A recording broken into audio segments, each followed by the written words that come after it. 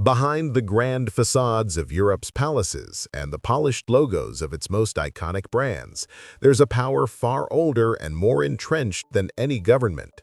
We're not talking about kings and queens, but about a handful of families who have been quietly pulling the strings for centuries. Their wealth isn't just measured in billions, it's measured in generations of influence that have shaped the very continent we live on. Today, we're taking you inside the world of the 10 richest old money families in Europe and the secrets they've kept hidden in plain sight. These aren't the flashy tech billionaires or overnight celebrities.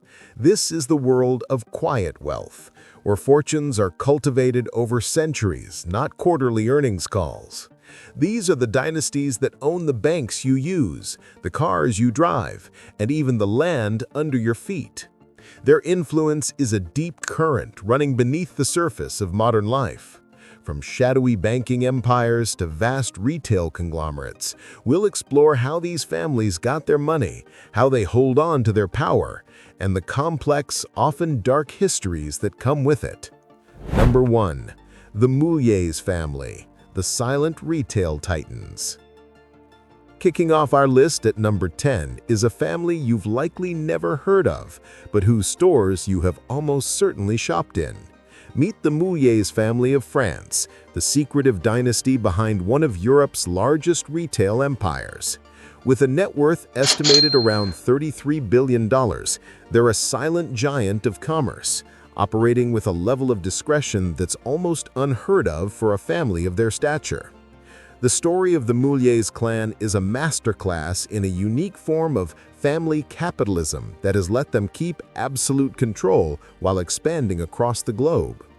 The empire started when Gerard Mulliez opened the first Auchan supermarket back in 1961.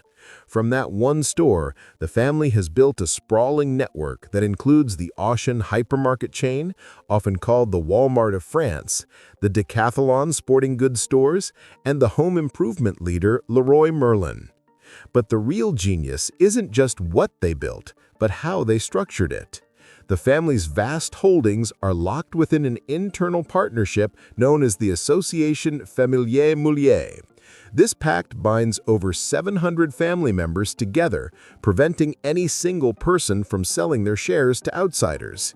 It's a modern-day fortress, ensuring the wealth and control stay within the bloodline. This structure lets them think in generations, not fiscal years.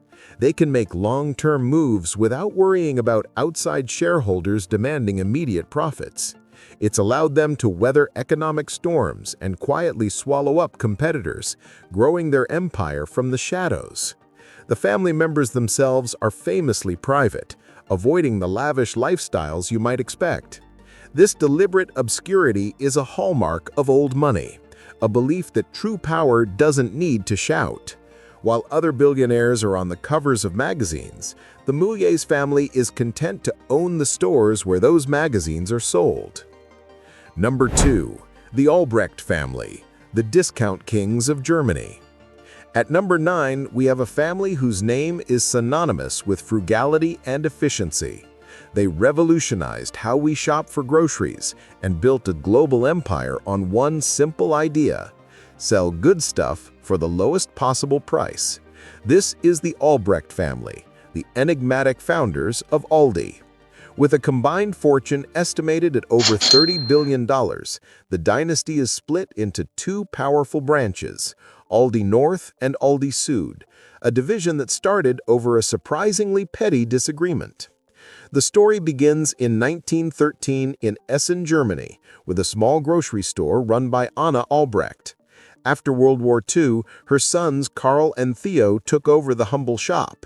In a country grappling with economic ruin, they pioneered the discount model. They stripped away everything non-essential. No ads, no fancy displays, and a limited selection of items sold right out of the shipping boxes. The no-frills approach was a huge success. By 1960, they had 300 stores. But then they had a fight over whether to sell cigarettes. Karl thought they'd attract shoplifters, so in 1960, they amicably split the business. Karl took the southern half of Germany, Aldi Süd, while Theo took the north with Aldi North. This line became unofficially known as the Aldi Equator. The split didn't slow them down at all. It might have even supercharged their growth. Both branches expanded aggressively. Aldi Süd entered the United States in 1976, so every Aldi you see in the US today is part of that branch. Meanwhile, in 1979, Theo's Aldi North quietly bought a quirky little grocery chain in California called Trader Joe's, which it still owns today. The Albrechts are legendary for their reclusive nature, a trait that only intensified after Theo was kidnapped and held for ransom for 17 days in 1971. After that, the family practically vanished from public life. They've given almost no interviews, and few photos of them even exist. They are the invisible billionaires of the grocery aisle. Number 3. The Agnelli family, the uncrowned royals of Italy. Moving to number 8, we head to Italy, where one family's name is tied to industrial might, glamour, and national identity. They're often called the royal family of Italy, and for good reason. This is the Agnelli family, the dynasty behind Fiat, Ferrari, and the Juventus Football Club. Their influence and dynastic power, not just their estimated $15 to $20 billion fortune, earned them a spot on this list. The dynasty began in 1899 when Giovanni Agnelli, a former cavalry officer, co-founded Fabbrica Italiana Automobili Torino, or Fiat. Fiat became the engine of Italy's industrialization, putting the nation on wheels.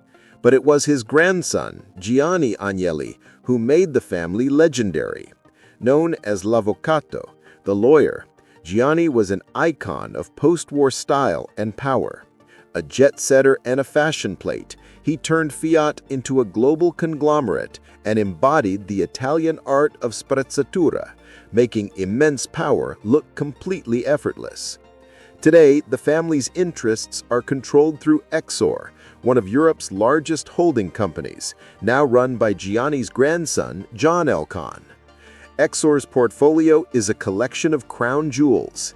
They're the largest shareholders in the luxury car maker Ferrari and hold a controlling interest in Juventus, one of the world's most celebrated football clubs. Their influence also extends to major holdings in companies like the Economist Group and the French luxury brand Christian Lululemon. Their path hasn't been easy, marked by personal tragedies and succession crises that threaten to tear the dynasty apart. Yet they've always endured, adapting to stay at the pinnacle of European old money. Number 4. The Grosvenor family, the landlords of London. For our 7th entry, we cross the channel to the UK, to a family whose fortune isn't built on factories, but on the ground itself.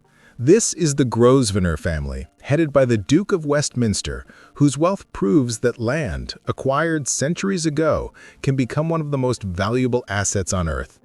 Their story begins not with a business deal, but with a strategic marriage in 1677. In that year, Sir Thomas Grosvenor married a 12-year-old heiress named Mary Davies. Her dowry wasn't gold, but a parcel of boggy swampland west of London. Over the centuries, that unremarkable land transformed into 2 of the world's most expensive districts, Mayfair and Belgravia. Today, the Grosvenor Group owns about 300 acres of this prime central London real estate. Every time a lease is signed or rent is paid in these ultra-exclusive areas, a piece of that wealth flows back to the dynasty. The current head of the family is Hugh Grosvenor, the 7th Duke of Westminster, who in 2016 inherited a fortune now estimated at around £10 billion. The late Duke once joked his best business advice was to have an ancestor who was good friends with William the Conqueror. It's a joke, but it points to the incredible power of inheritance. The family's wealth is preserved in a complex system of trusts set up in 1953, allowing the fortune to pass down through generations while minimizing inheritance tax. Their holdings aren't just in London. They also own vast estates across the UK, making the Duke one of Scotland's largest private landowners. The Grosvenors are the ultimate landed aristocracy, a family whose power is written on the map of one of the world's greatest cities. Number 5. The Hermès family, the artisans of scarcity. At number 6, we're back in France with a family that built an empire not on mass production, but on exquisite craftsmanship and the powerful allure of scarcity. This is the Hermès family, who turned their name into the ultimate symbol of quiet luxury.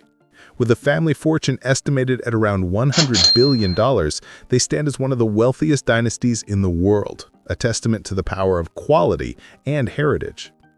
The story starts in 1837, when Thierry Hermès opened a small Paris workshop, creating high-quality harnesses for European nobles. His sons expanded into saddlery, and as the car age dawned, into luggage, handbags, and silk scarves. The company's philosophy has never changed. Create beautiful, functional objects of the highest possible quality, meant to last a lifetime. This is the antithesis of fast fashion.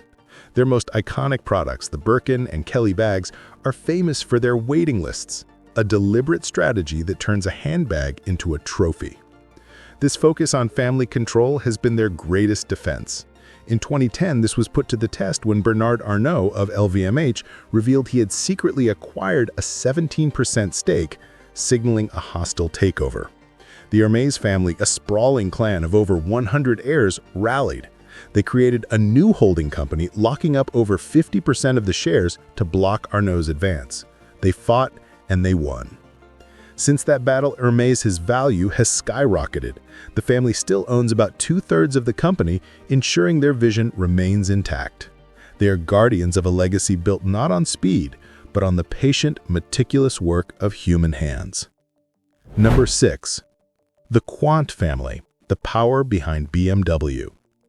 Journeying back to Germany for our 5th entry, we find a family whose name is welded to one of the most iconic car brands in the world.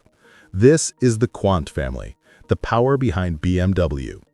With a combined net worth of over $42 billion, siblings Stefan Quandt and Susanna Klatten are among Germany's wealthiest individuals, and their control over the automaker is the cornerstone of their empire. The modern fortune was shaped by Günther Quandt and, most importantly, his son Albrecht. In 1959, BMW was on the verge of collapse, and a takeover by rival Daimler-Benz seemed certain. At a fateful shareholder meeting, Albrecht, against all advice, dramatically increased his stake, risking a huge chunk of his fortune to save the company. His bet paid off spectacularly. He steered BMW away from its quirky bubble cars toward the luxury sports sedans that would define the brand, turning a near-bankrupt company into a global powerhouse. Today, Albrecht's children, Stefan Quandt and Susanna Klatten, carry on his legacy. Together, they own over 42% of BMW shares. This stable, long-term ownership is a key reason for BMW's consistent success. However, the family's history has a dark chapter. A 2007 documentary revealed the extent of the Quandt family's collaboration with the Nazi regime, including the use of forced labor in their factories during World War II. The family subsequently commissioned a study to investigate its past and has since established a foundation to support research and combat anti-Semitism. The Quandt story is a powerful reminder of how old money in Europe is often intertwined with the continent's most turbulent history. Number 4. The Fugger family, the bankers of emperors. For our 4th spot, we have to step back in time, way back before the Industrial Revolution. We're looking at a family that was, in its day, the wealthiest and most powerful dynasty in the world, a name that financed kings, popes, and wars. This is the Fugger family of Augsburg, Germany. At their peak in the 16th century, their fortune was equal to over $400 billion today, representing nearly 2% of Europe's entire GDP. The architect of this empire was Jakob Fugger, known as Jakob the Rich. Born in 1459, he revolutionized finance. He introduced double-entry bookkeeping to the region, created the first news service to get market updates from across Europe, and established a vast network of banking and mining operations. His clients were the most powerful people alive. He was the primary financer of the Holy Roman Emperor Maximilian I and his grandson Charles V. In fact, it was Fugger money that secured Charles V's election as emperor, outbidding the King of France. The Fuggers were so powerful they could make or break kingdoms. In a famous letter, Jakob Fugger bluntly reminded Emperor Charles V, "It is well known and clear as day that your imperial majesty would not have been able to obtain the Roman crown without my help." Though their banking house is no longer a major force, the family still exists as wealthy landowners in Germany. Their legacy also endures through the Fuggerei, the world's oldest social housing complex, which Jakob founded in 1521. It still operates today, housing needy Catholic citizens for an annual rent of less than €1. Number 8. The Wallenberg family, the unseen empire of Sweden. At number 3, we head to Sweden, where for over 150 years, one family has held such a grip on the economy that they're often called an invisible empire. This is the Wallenberg family, whose motto, esse non videri, to be, not to be seen, perfectly captures their style. With assets and influence estimated in the tens of billions of dollars, their control over Swedish industry is unmatched. The dynasty began in the 19th century and was formalized in 1916 with the creation of Investor AB, the family's main investment vehicle. Through it, the Wallenbergs have acted as the architects of modern Swedish industry. Today, through a network of foundations, the family controls a huge share of the Stockholm Stock Exchange. Their portfolio is a who's who of Swedish giants, including Ericsson, Atlas Copco, ABB, and AstraZeneca. It's estimated that companies in the Wallenberg sphere employ over 1 million people worldwide. The family operates with a philosophy of long-term, active ownership. They don't just buy stocks, they take board seats, appoint CEOs, and steer their companies through crises. Their power is structured through a series of foundations, the largest of which is also one of Europe's biggest private funders of scientific research. This blend of capitalism and philanthropy reinforces their legitimacy and influence. Now in their 6th generation, the Wallenbergs continue to guide Sweden's industrial destiny, a silent, steady hand on the tiller of a national economy. Number 9. The Reimann family, the secretive coffee kings. For our runner-up at number 2, we're back in Germany with one of the most secretive and powerful dynasties in the world of consumer goods. This is a family that has embraced silence so completely that many of its members live in near-total anonymity, even while controlling a vast empire of brands you use every single day. This is the Reimann family, the quiet titans behind Jab Holding Company. With a fortune estimated at over $33 billion, their story is a fascinating mix of extreme privacy, aggressive acquisition, and confronting a dark past. The family's origins trace back to a 19th century chemical company, but the modern Reimann empire was architected by Albert Reimann Jr. and professionalized by Peter Harf, who transformed the family's assets into a global powerhouse. Through Jab Holding Company, they went on a breathtaking shopping spree. The Reimanns have quietly built the largest coffee empire in the world, owning brands like Keurig Dr. Pepper, Peet's Coffee, and Jacob's Dow Egberts. But it doesn't stop there. They also own Krispy Kreme, Panera Bread, and Pret A Manger. Through their stake in Coty Inc., they're a major force in beauty, with brands like CoverGirl and Max Factor. The Reimann heirs are famous for their secrecy, reportedly signing a pledge to stay out of the public eye. This deep-seated privacy, however, couldn't shield them from their history. In the late 2010s, the family publicly acknowledged their ancestors' enthusiastic support for the Nazi Party and their use of forced labor during World War II. In response, they pledged hundreds of millions of euros to a new foundation to support Holocaust survivors. The Reimann story is a powerful modern example of old money grappling with its origins while aggressively expanding its influence. Number 10. The Rothschild family, the godfathers of global banking. And now at the number 1 spot, we arrive at the family whose name is, for many, the very definition of old money and power. They're the dynasty that financed empires, shaped economies, and created the model for international banking. This is the Rothschild family. Estimating their total worth is nearly impossible, as their wealth is spread among many descendants, but conservative estimates place their combined assets in the hundreds of billions of dollars, with their financial network being even more influential. The empire began in the late 18th century in the Jewish ghetto of Frankfurt with Meyer Amschel Rothschild. He sent his 5 sons to the 5 key financial hubs of Europe: Frankfurt, London, Paris, Vienna, and Naples. This network became the world's first truly international bank, able to move money and information across borders faster than governments.